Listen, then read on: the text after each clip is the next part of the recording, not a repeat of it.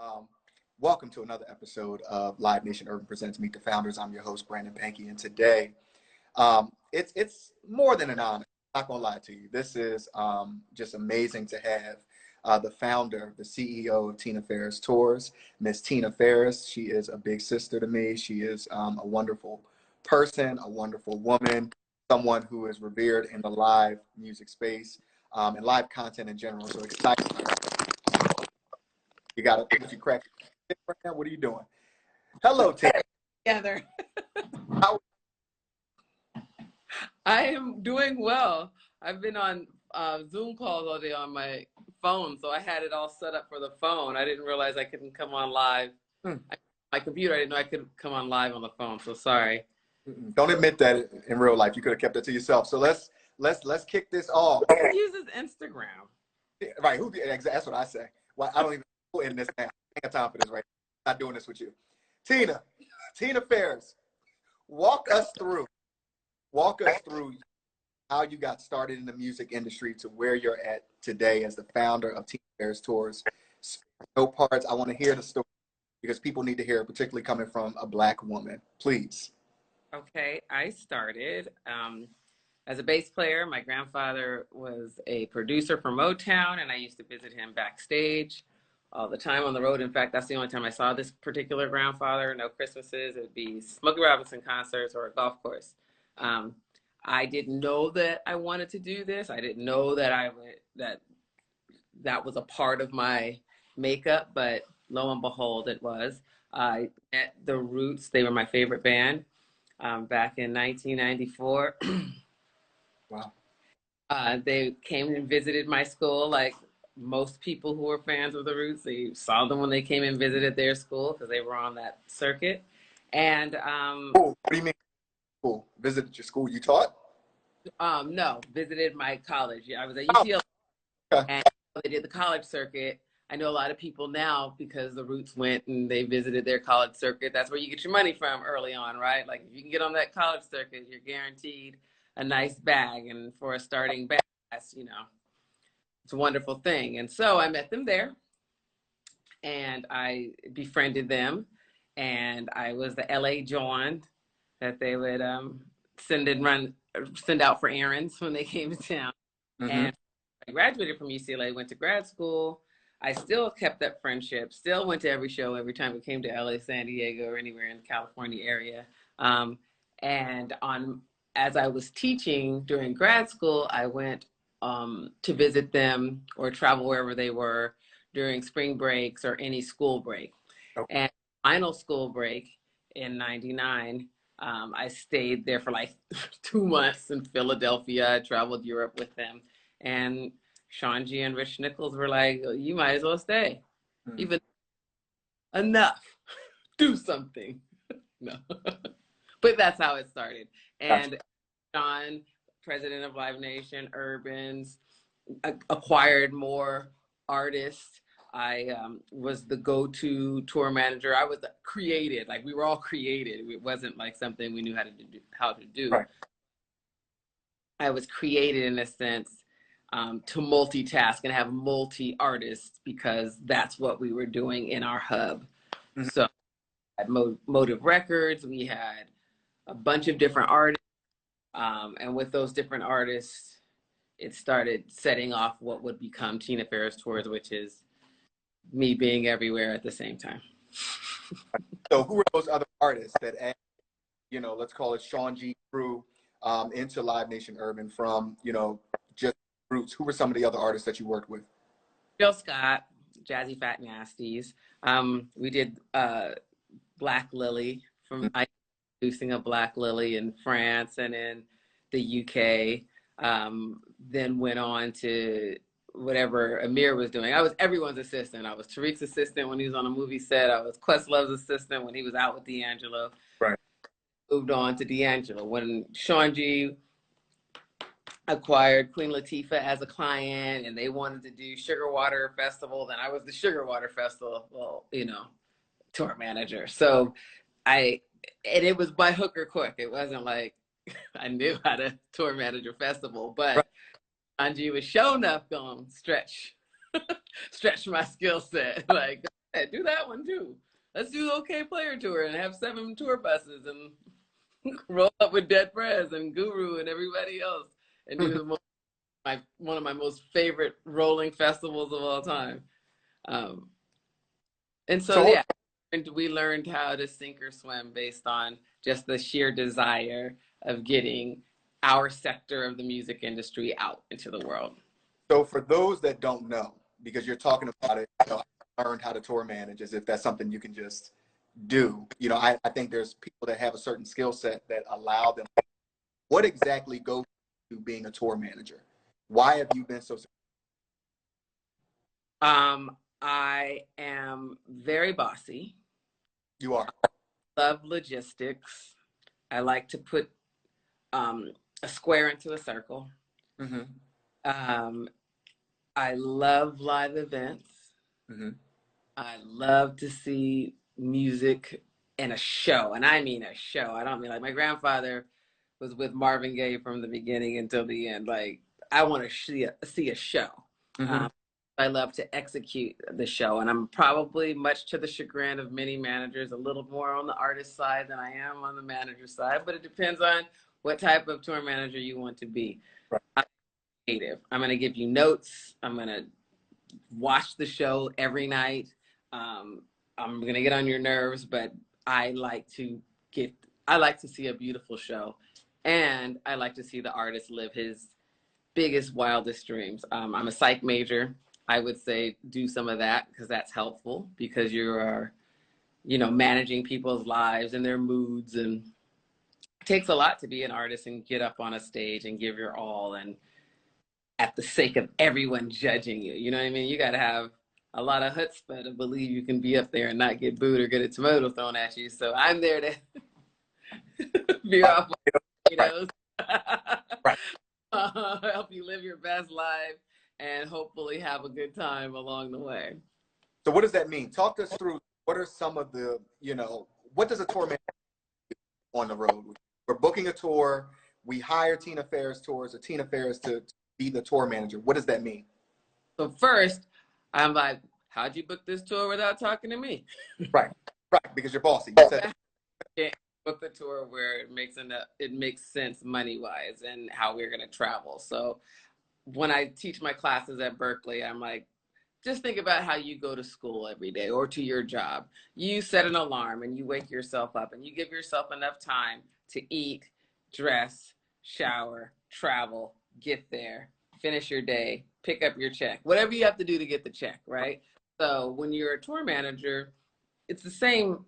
All of that still applies. I got to give my person enough time to get there. So I wake them up to get there. I got to get them there. So I arrange the transportation to get them there. Wherever I'm waking them up from is their lodging. So I've got to make sure they have the lodging that's going to encourage them to get up, to get transportation that encourages them to continue. And then I get them to the venue. I work in tandem with a production manager. And that person is setting up whatever the facilities that are needed so that we're encouraging the same artist to get up on the stage, sing, make him as comfortable as possible so that we pick up the check at the end of the night. So whatever goes with that is what I have to do. So why is it to work in tandem with the production? Your job is logistics. Let's get them on the plane, hotel, on the tour bus, and back. Why does it matter that you're the production manager? What's the point?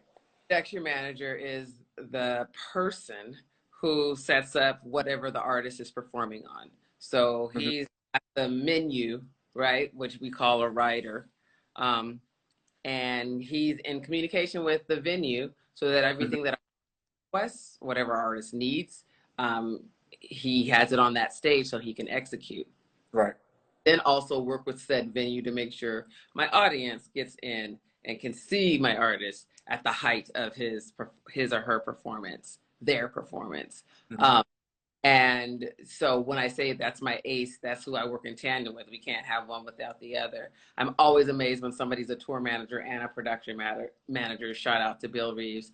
It's amazing to me that you do both and your brain thinks that way.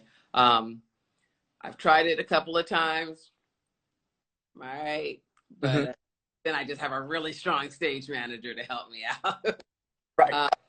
But yeah, it's really important to have the team to facilitate the needs. And I'm a big believer in a plan B. I know a lot of people are very much into plan A, and you have to plan it, and that's how it happens, as if it's just going to happen because you planned it that way.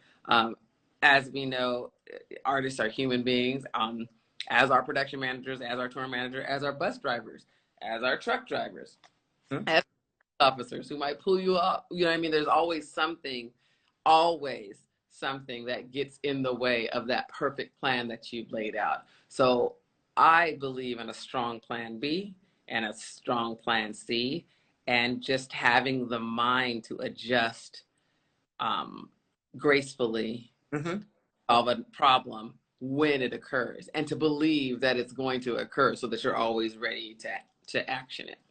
Right. You are one of the Roots Picnic, right? And you've also helped to produce festivals. For those that may ask you, that may ask me for comp tickets and think that, you know, it took us a month or two to plan this festival, can you talk about how long it takes to plan a festival, what goes into planning a festival as well? A lot of it takes a strong creative outline, right? What is it? What is your theme? What is that you want? What is the experience that you want your audience to have? You know, it's easy enough to book artists, right? You get enough money, you can book whoever you want to book, right? Right. But one of the issues is, of course, having enough money, and Panky to help us figure that out.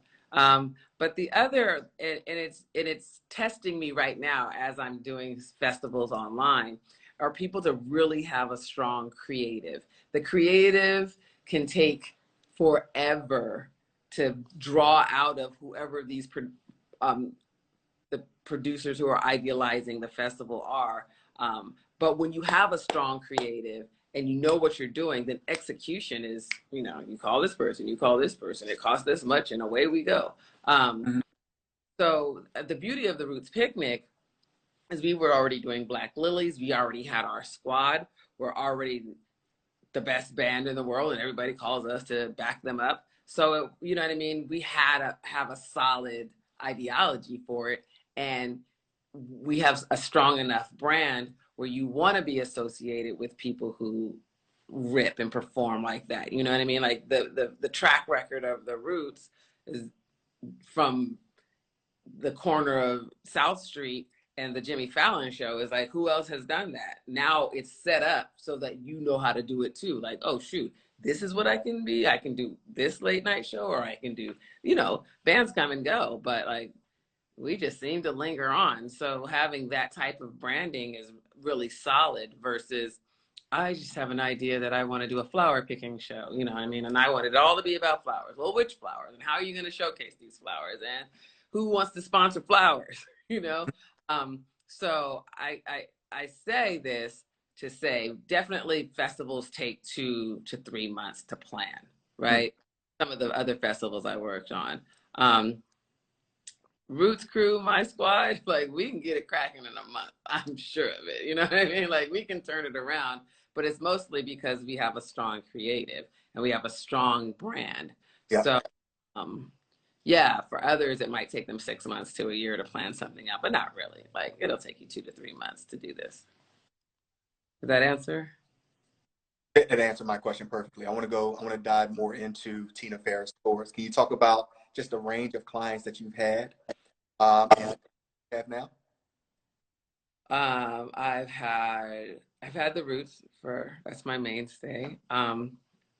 And that's the type of music I like. I ventured in, well, I love Jill Scott. So that, as I acquired, you know, in the early 2000s, not everybody had the type of tour manager that I was. So I found that I had to imitate myself over and over again. So Tina Farris Tours is born out of necessity.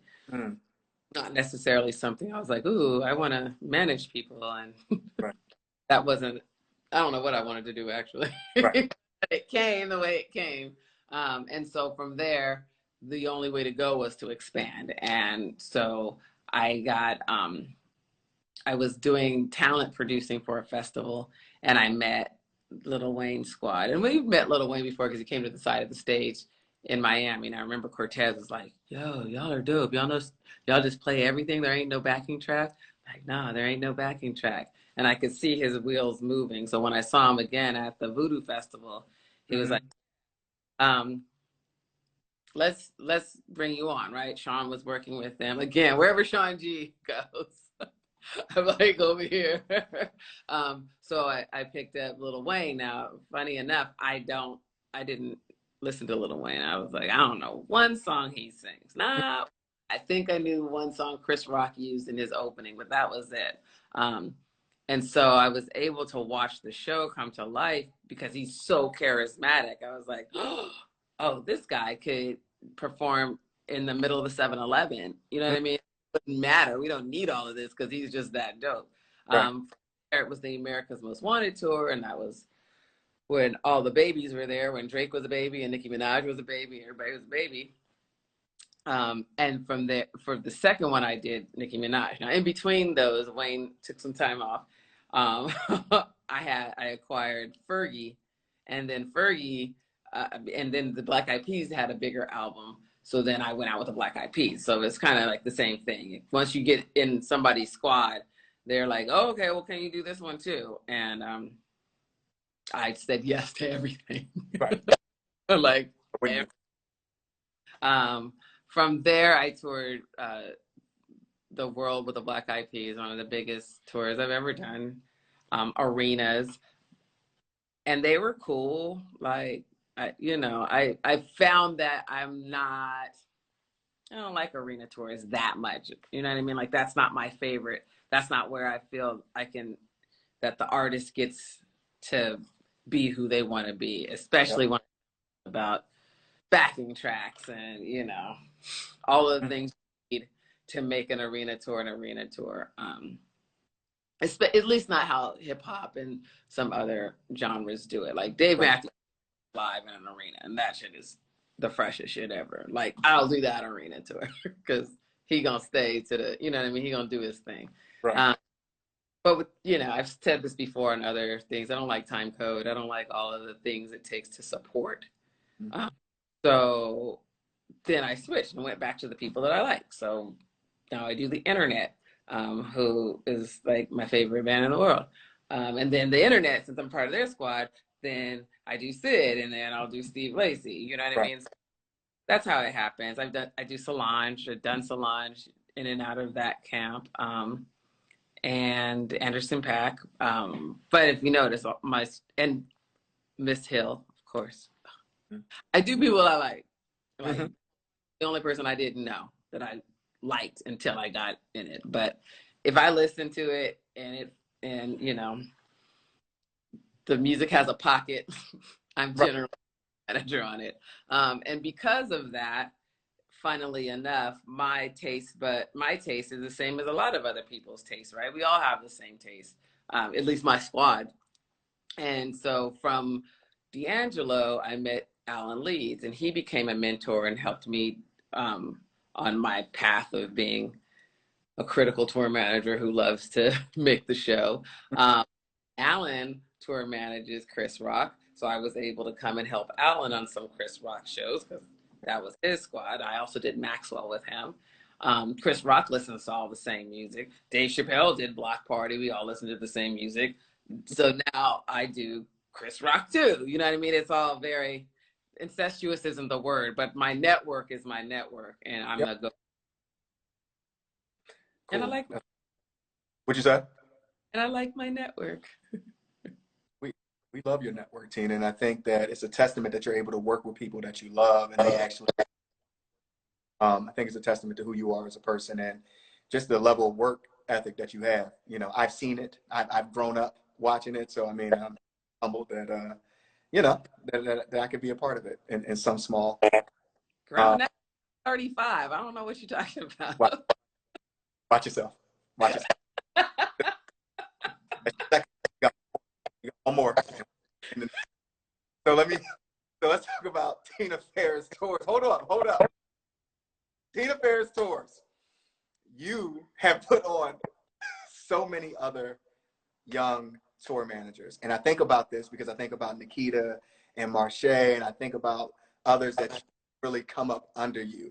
Yeah. And they are young, they are Black, they are women. You know, why is that important? And I know how hard you are on them, but see the fruits of your labor when I see them on their own tours, on their own you know, gigs. So I want you to talk about that for a minute, why that was so important for you.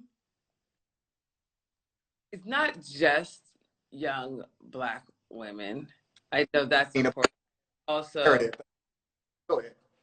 I mean, I don't want to leave anybody out, particularly because Jamil Davis is so huge. I gotta get a shout out on that. Like, what? I'm not leaving No, actually, Davis, Bobby Shelton, who now does Cardi, Andre, Dominic Keska, who's pivoted and now does live events for marketing companies. Sarah Diebel, who works for Red Light Management, and Jen Tolman, Vector Live Nation, who now just started her own company. Like, I am hard on people because the industry is hard on Black people. You know what I mean? Especially Black women. I have had I don't know how blessed or who shined their light on me for me to be able to work for Black men consistently. But every time I deviate, I get mad.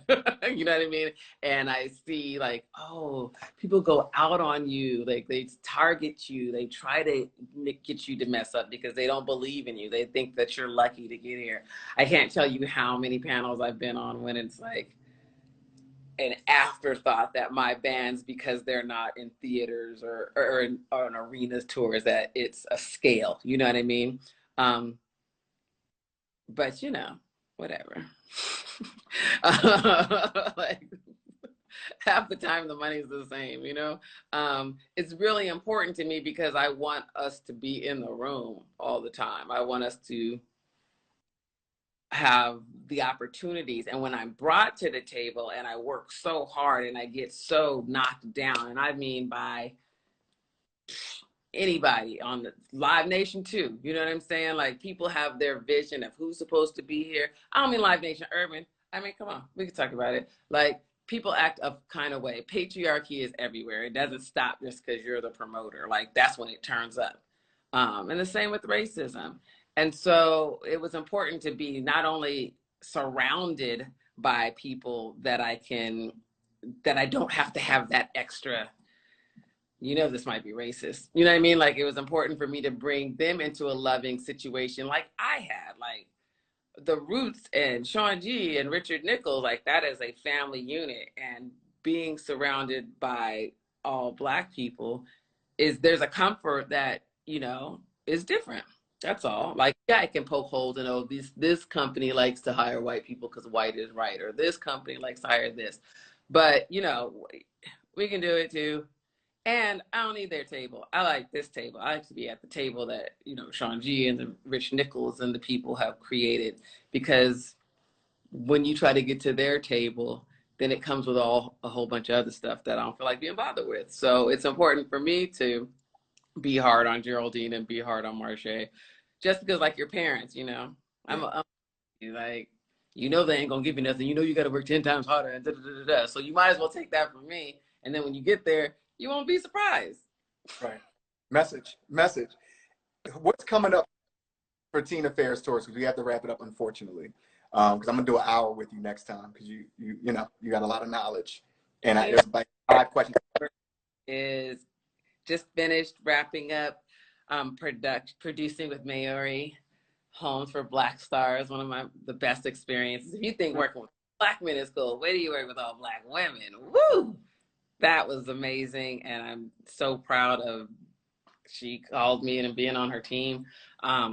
Movement for Black Lives, I did Juneteenth, producing the bridge for the Roots YouTube. That's been a blast because that's really what I want to do, is bring all of these artists in the diaspora. I want us all to be able to tour in the diaspora the same way we tour in Europe, the same way we tour in Western civilization. I want us to be able to see our own shit. I am helping to produce Afropunk, Afroplanet, as well as Girl Trek Festival.